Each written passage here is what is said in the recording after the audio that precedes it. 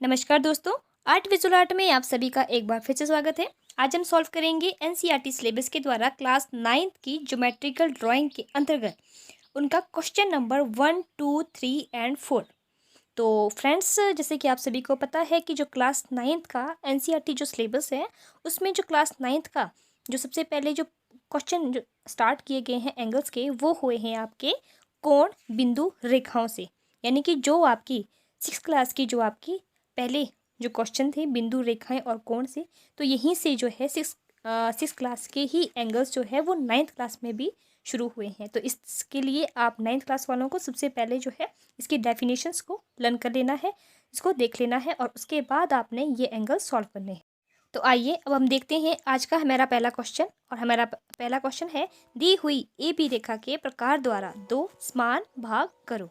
तो देखते हैं इस क्वेश्चन को। इसमें सबसे पहले हमने ए बी रेखा ले लेनी है। तो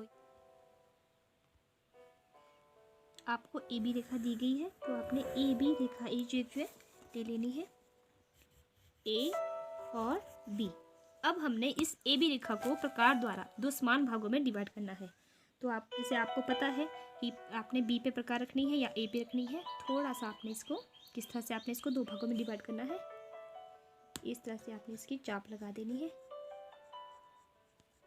अपने हिसाब से खोल के, और उस चाप को ऊपर नीचे, और वैसे ही आपने उतनी ही प्रकार खोल के आपने बिंदु बी से आपने इस तरह से इसको कट करना है, और बिंदु ए से इस तरह से आपने इसको लगा लेना है। और ये दोनों बिंदु, ये वाला डॉट और ये वाला डॉट, हम इसमें नाम देते हैं, इसको हम देते हैं बिंदु सी और इसको देते हैं बिंदु डी। अब हमने बिंदु सी और डी को आपस में मिला लेना है, और ये लाइन जो है वो आपको डॉटेड लाइन आएगी। डॉटेड मतलब दानेदार आएगी। तो आपने इस तरह से ये लाइन ले लेनी है।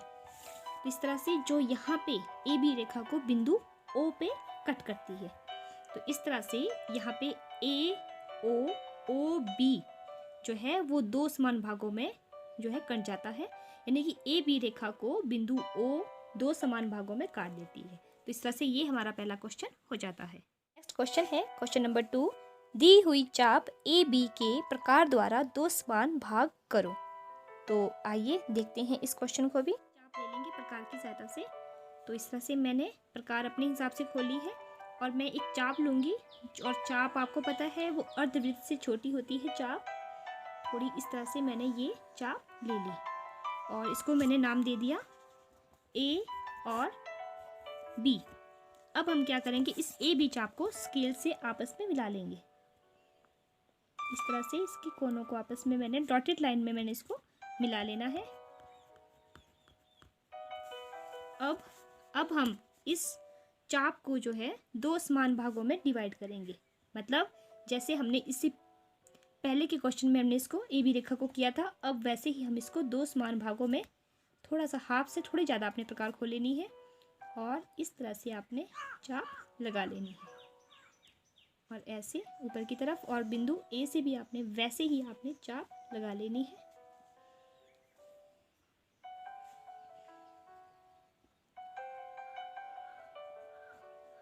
इस तरह से, और जहाँ पे ये चापें आपस में कट रही हैं इस तरह से, तो ए को हम नाम दे देंगे सी और दूसरे को हम नाम दे देंगे बिंदु डी। तो अब बिंदु सी और डी को आपने आपस में मिला लेना है, और इस तरह से आपने आगे बढ़ा लेना है। ये जो समद्विभाजन की जो लाइन है, ये यहाँ पे जो चाप को जहाँ पे कट कर रही है चाप को, ये बिंदु आपका ओ आ जाता है। तो इस तरह से बिंदु ओ पे जो है, बिंदु ओ ए बी चाप को बिंदु ओ पे दो समान भागों में डिवाइड कर रही है। तो इस तरह से हमारा सेकंड क्वेश्चन हो जाता है।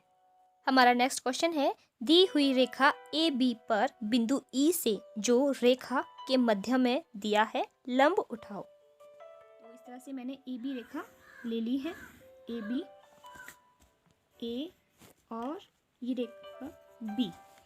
इसमें हमें बिंदु कोई ई दिया गया है जो कि यहाँ पे मध्य में हमें दिया गया है ए बी रेखा के बिल्कुल सेंटर में हमें यहाँ पे कोई बिंदु मैंने ई ले लेना है और इससे हमने बिंदु ई से हमने लंब उठाना है। तो लंब आपको पता है कि 90 डिग्री का बनेगा, 90 डिग्री का एंगल बनेगा। तो यहाँ पे हम यहाँ से इस तरह से इस पे ई बिंदु पे 90 डिग्री का एंगल इस तरह से मैं चाप लगा लूँगी इस तरह से। और फिर यहाँ से एक चाप इधर को 60 की और दूसरी जो चाप होगी वो होगी 120 की। उसके बाद यही चाप आपने इस तरह से और फिर जहाँ पे ये वाली चाप है 120 वाली इस तरह से आपने इसको आपस में मिला लेना है। और जहाँ पे ये दोनों चापें कट रही है उसको नाम दे देंगे हम बिंदु जे।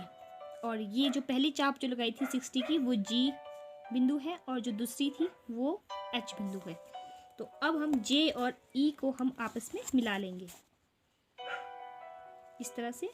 और मैंने इसको जो है डॉटेड नहीं मिलाना है, इसको बिल्कुल पक्का मिलाना है क्योंकि यही हमसे पूछा गया था कि ए बी रेखा पे बिंदु ई से हमने लंब उठाना था।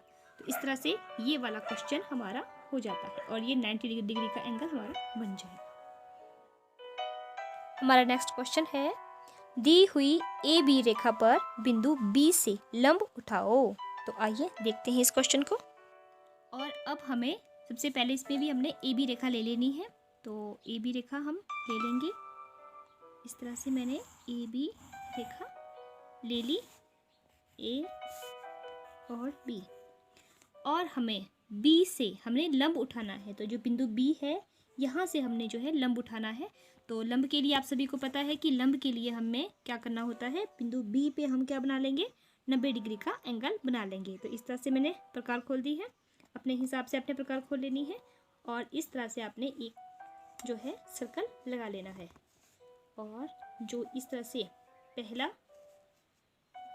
रेखा 60 की और जो दूसरी होगी आपकी वो हो जाएगी आपकी 120 की। और इस तरह से आपने इसको आपस में इस तरह से ऊपर की तरफ भी और यहाँ से जो 120 वाली जहाँ पे मिल रही है वो वाली यहाँ से इस तरह से आपने लगा लेनी है इस तरह से। अब मैं इनको नाम दे देती हूँ। तो जो पहली चाप थी उसको मैंने नाम दे दिया ई, इसको मैंने नाम दे दिया ई, और जो दूसरी चाप है उसको मैंने नाम दे दिया एफ, और जो यहाँ पे जहाँ पे ये दोनों लाइनें कट रही है वो है हमारा बिंदु जे, बिंदु जे। और इस तरह से मैं इसको बी के साथ मिलाती हुई मैं इस लाइन को आगे, हमने बिंदु जे को जो है बी के साथ हमने मिलाना है और मैंने इसको आगे बढ़ा देना है और ये वाली लाइन हुई आपकी पक्की आ जाएगी और इसको मैं नाम दे दूंगी बिंदु सी। तो इस तरह से ये हमारा यहाँ पे बिंदु बी से लंब उठ जाता है। तो मतलब ये हमारा क्वेश्चन हो जाता है।